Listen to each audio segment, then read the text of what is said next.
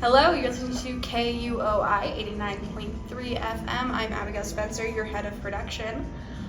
Today we're sitting down for our first interview of the Treefort Music Festival with Vika and the Velvets. Hell yeah, excited to be here. So, is this your first time at Treefort? It is. It was my first year applying, and it's my first year playing. Nice. We have 3 sets, which I'm super excited about. Tonight's our first set, 11:20. Yeah, for sure. Yeah. So, have you seen much of Boise yet? I know you guys came down last night. We've just been exploring the city today. It's super beautiful, but I haven't seen a lot of it, no. Sure. So, moving on to your music, you guys had a single that came out recently. Yeah, 2 singles. Yes. Yeah. Really wonderful. Took a listen this morning. Thank you. But you guys also very bluesy, very influenced by. It felt very Amy Winehouse. There it is. I was like, there you go. It's very influenced by yeah, Amy. for sure. I mean, I take a lot of inspiration from many things, but her styling and phrasing, it's always been something in the back of my head. I feel like I've changed a lot recently. Yeah, for sure.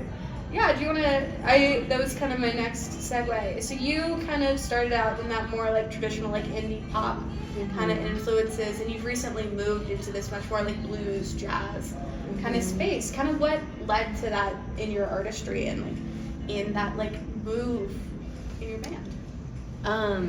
We had a switch up of players, and I met my guitarist, Eric, who honestly helped me a lot. He didn't necessarily change my style, but I feel like playing with new people kind of opens up new doors for you. My brother is a jazz pianist and percussionist. He lives in LA, and he started playing with us. So actually the most recent single, Lovely Little Games, was written with him. So a lot of the inspiration comes from him as well. Nice. He was the one who got me started in music as a 13-year-old. So I owe a lot to him, honestly. Is your brother older than you? He is 23. Okay, nice. For sure. Yeah. So you've recently done this kind of genre switch. Do you think there's been any aesthetic changes in how you present the band? And what kind of venues you choose to play?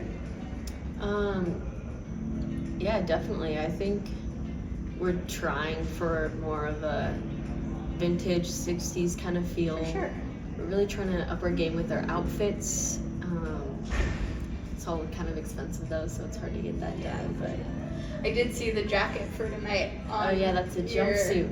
Social media. I know, yeah. That was sick as hell. Someone custom made that for me. Nice. So sweet of them. Yeah. Yeah, I'm psyched. We do take a lot of value in keeping things inspired by the 60s and the 70s, just to make things more What would you different than they say? used to be. What would you say are your 3 biggest style icons for this new era? Oh, always Amy. The Platters. Ooh. Do you know the Platters? Yes, I do. Okay, yeah. The Platters and the Jive Bombers. Okay, nice. The Jive for Bombers sure. are also from the 50s. Clarence Palmer, he's the lead singer, and he has this vocal line that he does in all of his songs, and I kind of started to get inspired by that with the vocal line in 70s Haze. It's Yeah, for sure. I do that in some of my other songs as well, and it's kind of like a trademark-ish, but I got inspired by him for that. Nice. So definitely a lot of 60s and 50s doo-wop vibes is what we're going for. So you've been doing live music for a while. What is your favorite place you've ever played? Ooh, that's a good one. Anywhere outside in the sun. I do love a good indoor venue, like the Knitting Factory, but I love being outside. Playing outside just brings me so much joy. So. And then you don't have to name it, but if you a story about your least favorite venue you've ever played. Oh, okay. I could name a few. I don't know. I don't want to say anything. You don't have to say anything, but you don't have to say a name. But if you have, maybe an anecdote of a particularly There was one time I was playing a show and I forgot a capo, So I had to transpose like 3 or 4 songs during the show, trying to figure everything out in my head, and I did it. Thank God I did it. You know, some notes were probably off, but yeah, definitely need to be more prepared. For sure. Can't forget a capo if you need a capo. Yeah, and what do you think is kind of like your goals for the band? Because like obviously you're at Treefort now, which is like becoming a bigger music festival every year. Like I grew up down here, and I remember when it was just kind of like 3 bands in a parking lot one day. Oh wow. But yeah, so what do you think are like your goals going forward for your music and for the band? Definitely going on tour. That's been my main goal ever since I was younger. Feels like it could be happening soon. Playing in California, I used to live there, so going back there would be a dream for shows. Where do you still live in California? San Diego. Okay, nice. All my friends are down there, so it'd be great to get back there. But yeah, touring and playing festivals as much as we can. All I want to do is play shows, so. For sure. You That's the said goal. you're from San Diego. How'd you end up in Spokane?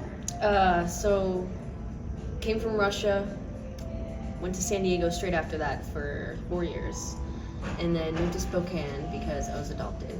Oh. And then when I was 18, I lived in San Diego again. Tried to do college, study music, wasn't my vibe, came back, and now I'm back in Spokane. Now I'm hoping to move again though, so For sure. we'll see where life takes me. But you're from Russia originally. I was born in Russia, yeah. For sure. How'd you end up in the States? Got adopted. Fair. Thank God I got adopted. I'm here now. Who knows what my life would be like, but yeah, I'm crazy blessed to be here. Super grateful.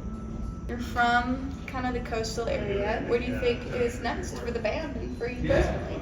I've always loved Seattle. Definitely feel connected to Seattle. We play a lot of shows out there, so it'd be easy to kind of get things going over there, but California and San Diego always calls me back. So maybe LA area, I don't know. We need something to take us there, you know. For sure. Can't just go out there on a whim, because I did that and it didn't work out. So yeah, gotta have something to bring me back. We'll see where it takes me. So, pie in the sky, end of your life, writing your effigy, or maybe that's the word I mean. What do you want to be known for? Damn. So I'm like. Okay, what do you I'm want the dying. band This to is be like- known for? Keeping things original. Yeah. Not taking. I mean, obviously taking inspiration from various sources, but keeping things true to our sound and true to our vibe. That's definitely something that's important to me, is being authentic and original. If you could play with any artist, living or dead, who would you want to play with? Obviously Amy, but I've talked too much about her. The Everly Brothers, Elvis. Yeah.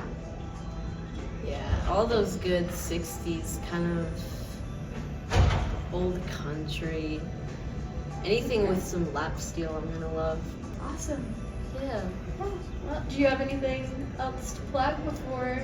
Come see us tonight and tomorrow night and Saturday night. Thanks for watching. Thank you for watching.